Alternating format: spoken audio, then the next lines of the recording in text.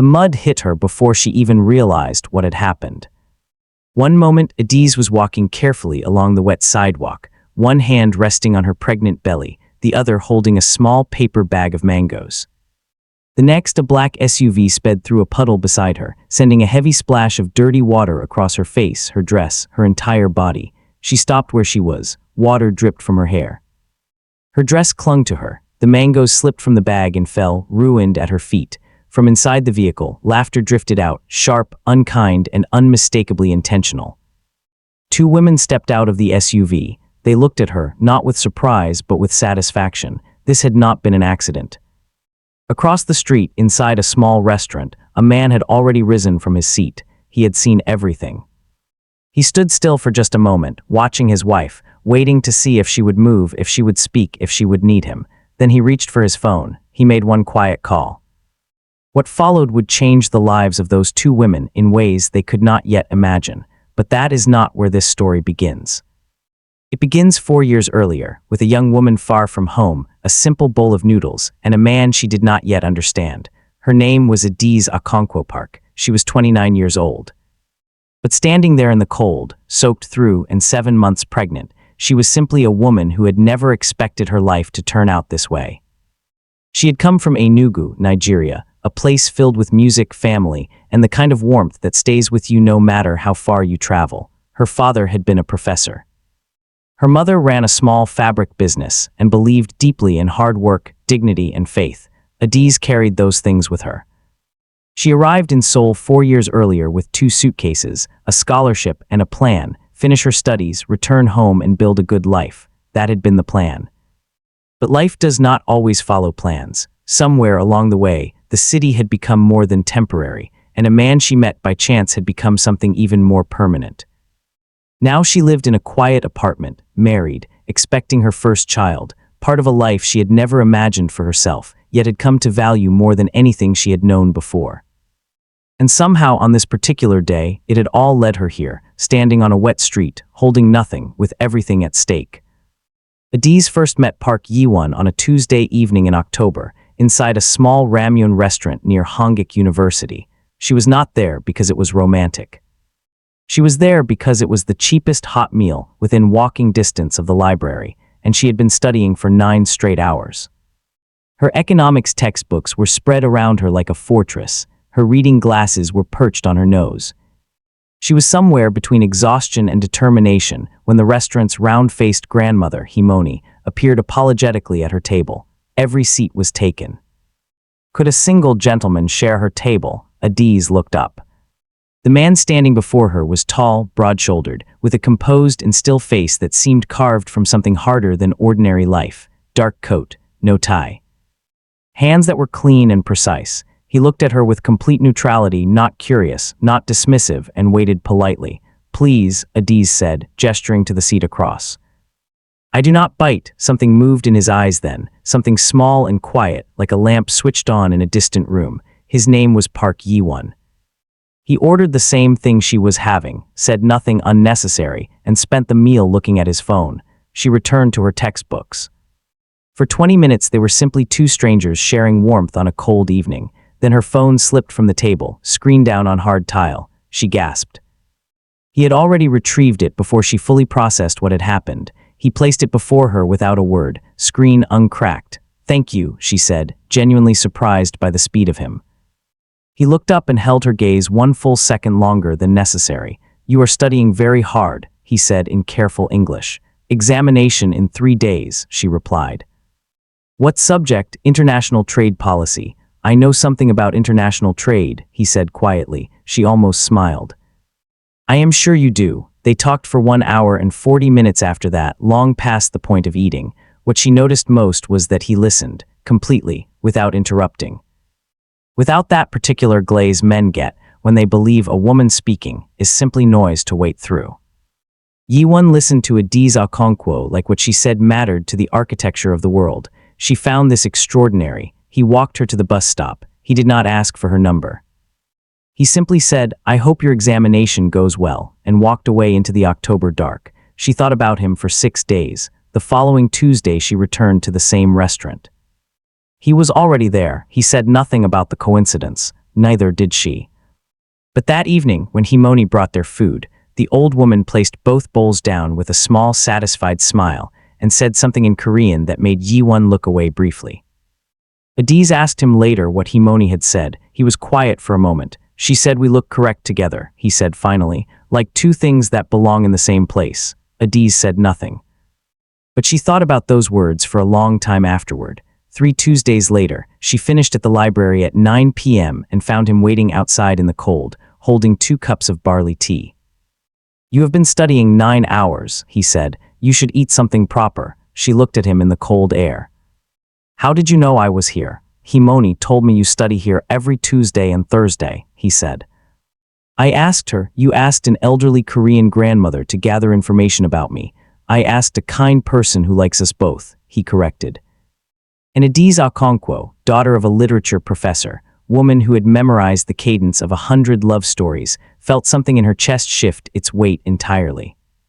The first time she met his family formally, she spent 40 minutes in front of the mirror adjusting her headwrap before slowly, quietly, taking it off. She stood there looking at herself without it. She had worn her headwrap every significant day of her adult life. It was not merely fabric. It was her mother's hands. It was Enugu. It was every part of herself she had carried across continents. But she was walking into a traditional Korean household for the first time, and she was already so many things they had not prepared for. She told herself she was being practical. She would understand years later that she had made a small wound in herself that evening, a surrender she should never have offered. His mother, Park Young-suk, received her in a sitting room smelling of chrysanthemums and old wood, a small woman with silver hair pulled severely back, wearing a hanbok the color of winter morning.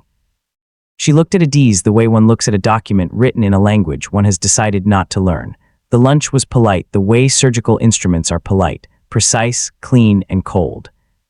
Young-suk spoke only to Yiwan, always in fast Korean, knowing Adaeze could not follow. Adaeze sat straight, ate carefully, smiled when appropriate, and said nothing. She had learned that silence, wielded correctly, is its own form of dignity, but one moment she would never forget. Midway through lunch, she reached across to pass a dish and accidentally knocked a small decorative spoon from the table. She picked it up immediately and apologized in her careful Korean.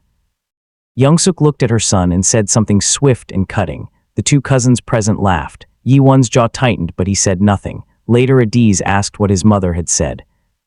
The silence before his answer told her everything. She said, "You are clumsy," he said. She meant, "I understood what she meant," Adaeze said quietly. That was the moment she understood that loving Yiwan would cost her things she had not yet named. And she made the decision then, quietly, in the car, watching Seoul pass by the window, that she would pay those costs without bitterness, because what she was paying for was real and worth the price. But she would not pretend the costs did not exist. She would not call them something smaller than what they were. She told him this directly. He looked at her for a long time. Then he took her hand and held it in both of his and said nothing at all. Sometimes nothing is the truest answer a person can give. There was also the matter of what his business actually was. She learned gradually, not all at once, not from him, but from the way rooms changed when he entered, the calls taken behind closed doors, the men who stood at careful distances. And once outside a cafe, when a drunk man approached her aggressively, Yiwan stepped forward and said 4 words in Korean. The man went pale and left so quickly he abandoned his own umbrella on the ground. She asked Yiwan that night what he had said. He paused for a very long time. "I told him my name," he said. That was enough of an answer. She married him knowing this. She married him with her eyes fully open, her father's reluctant blessing, her mother's fervent prayers, and her own deep certain knowledge that this man, complicated, powerful, carefully guarded Park Yiwan, loved her with a completeness she had not found anywhere else in her life. He loved her like a man who had stopped believing something beautiful was still possible for him and had then found it and would rather lose everything else than let it go. Now we return to the street, but first, the restaurant window. Yiwan had been having a business lunch across the street when he saw his wife through the glass, walking slowly, holding mangoes. One hand resting on their unborn daughter, he had smiled. He was already turning back to the conversation at his table when the black SUV hit the flooded gutter. He was out of his chair before the water finished falling. He stopped at the restaurant doorway, forced himself to be still because he knew his wife. because he needed to see what she would do with her own dignity before he crossed that street. Because Adaeze had never yet been in the presence of cruelty and failed to teach him something about grace. He watched. The two women who stepped from that SUV were named Cho Hyerin and Lim Soyeon. Cho Hyerin was Yiwan's ex-girlfriend of 3 years, elegant, sharp-tongued from old Seoul money. She had believed with the absolute confidence of a woman never told no that Yiwan would eventually return to her. He had not. He had married an African woman instead, a pregnant African woman. This fact had curdled inside Hyerin like milk left in the sun, slow, and getting worse every day. Lim Soyeon was his former personal assistant, removed 8 months ago for reasons that were professional in documentation but personal in their roots. She had confused access with belonging.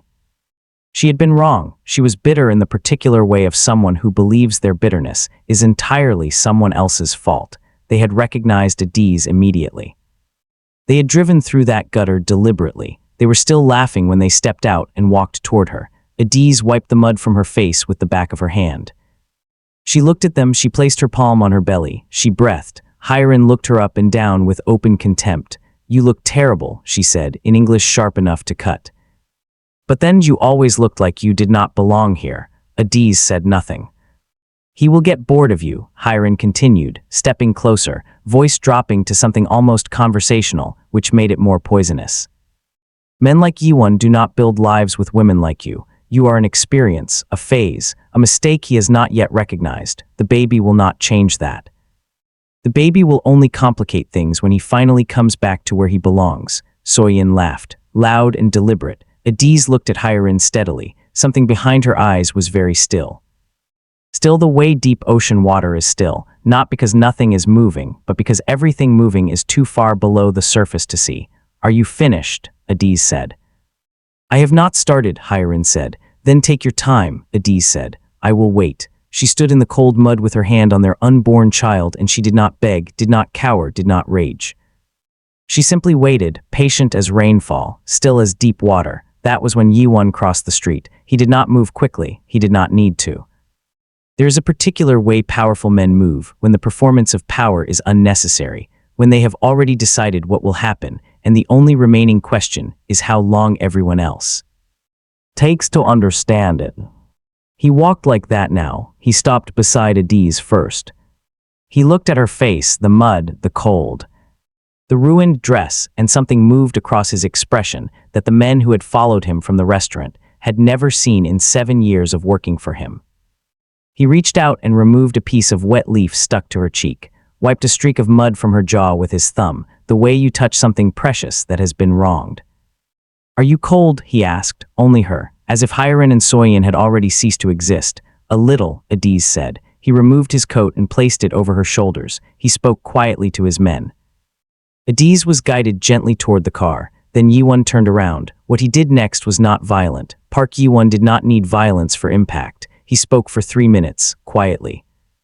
In that specific register, that people who truly knew him understood, meant the ordinary rules no longer applied. He told Hyerin exactly what her actions had cost. He spoke in the language of consequence, structured and final. The restaurant license connected to her family's property in Mapo. The import contracts her brother depended on. The social arrangements that had held until today, because no one had given him a reason to dismantle them. "I built those arrangements," he said, quieter than anything that had come before. "I can unmake them before this afternoon is finished. Some I have already unmade." He let that land. "You splashed mud on my pregnant wife on a public street. You stood over her and laughed. Everything that follows is a consequence of that one decision. I want you to understand that with complete clarity." Hyerin was shaking. Soyeon had not spoken a single word since Yiwan crossed the street. He straightened his collar. He turned and walked away. In the weeks that followed, Cho Hyerin discovered what consequence looked like when it had both resources and patience behind it. The family restaurant failed its licensing renewal. The building her mother had been negotiating to purchase was no longer available. Her name disappeared from invitation lists she had taken for granted for a decade. None of it announced itself as punishment. It simply arrived, quietly, like a tide going out and not returning. Lim Soyeon's brother lost the import contract that had been the foundation of his small business. He never knew why. She did. The punishment echoed the crime. They had humiliated Adaeze in public, in daylight, in front of strangers. Their consequence was public and slow, and stripped them of the social standing they had used as armor their entire lives. In the car, Yiwan settled beside Adaeze, and the door closed, and Seoul moved past the windows, and neither of them spoke for a long moment. "I was handling it," she said finally. "I know," he said. "I watched, then why did you come?" He looked forward. Then he turned and met her eyes directly. "Because you should not have to handle it alone," he said. "Not today. Not with our daughter between you and everything that tries to harm you." She looked at him, this man she had chosen.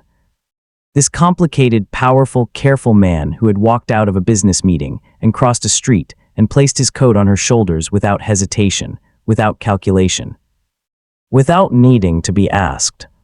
"You are the only permanent thing I have chosen in my entire life," he said. "Everything else I built because I needed to. I chose you because I could not imagine not choosing you." She took his hand, placed it on her belly where their daughter was shifting and turning, alive and restless, unaware of what had just happened in her honor. Yiwan felt the movement beneath his palm and closed his eyes, exhaled slowly, let something that had been locked and armored for a long time simply rest. 3 days later, Park Young-suk arrived at their apartment door.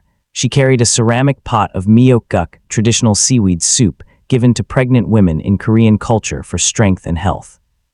She had cooked it herself. She stood in the doorway and spoke slowly, deliberately, so Adaeze could follow every word. "This is for you," she said. And for the child. Adaeze received the pot with both hands, the way her own mother had taught her, because in Igbo tradition you receive a gift from an elder with both hands. One hand means you could refuse, 2 hands mean you accept with your whole self, Young-suk noticed. She stood very still, watching Adaeze's hands, and understood without needing translation that this young woman from Enugu was fluent in the language of respect, even when the words were different. Something shifted in the old woman's eyes, slowly, like a window opening in a room that had been sealed too long. She came inside, she sat down, she stayed 2 hours. They spoke in careful pieces, Young-suk in slow Korean, Adaeze in her earnest, imperfect Korean, Yiwan sitting between them translating almost nothing because almost nothing needed translation. What passed between those 2 women that afternoon was older than language. It was the recognition of 2 people who loved the same man differently, but with equal completeness, finally deciding that love this large was big enough for both of them. 3 months later, their daughter was born. They named her Chisom Jeon Park. Chisom, Igbo for God accompanies me. Jeon, Korean for the wisdom that endures. When Adaeze's mother flew in from Enugu and held the baby for the first time, she cried the way old women cry when they recognize something sacred, not loudly, but from somewhere so deep it has no other exit. When Park Young-suk held the child, she was silent for a long time. Then she looked across the room at Adaeze with an expression that needed no language, no translation, no cultural bridge of any kind. It said simply, "Thank you for what you gave my son back to himself." That evening, Adaeze stood on the balcony alone while the baby slept inside and Yiwan sat nearby watching them both. She looked out at Seoul, enormous, indifferent, full of 1,000 stories happening simultaneously, and she thought about a girl who had packed 2 suitcases and a folder of documents and arrived in a city that was not built for her, and had built herself a place in it anyway. Not without cost, not without tears she cried in bathrooms so no one would worry, not without mornings she questioned every choice. Not without the particular loneliness of loving someone across a distance that has nothing to do with miles, but she had stayed, she had not shrunk. She had stood in mud on a cold street with her hand on her child and waited, because she knew what she was. She knew who she had married. And she knew that no amount of cruelty thrown at her from a moving car could change either of those things. She went back inside. She picked up her daughter. She looked at Yiwan watching her and smiled the specific smile she had only ever smiled at him, the one that meant "I see you completely, and I am not afraid of what I see." He crossed the room. He held them both. Outside, Seoul kept moving. Rain had begun to fall soft and steady against the windows, washing the streets clean the way rain always eventually does. The white dress was long gone. The mangoes had been ruined. Everything else survived. Love that crosses borders does not survive by pretending the borders do not exist. It survives by crossing them again and again, together, until the crossing itself becomes home. Thank you for listening to this story. If it meant something to you, there's more like it here. You're always welcome to come back for more.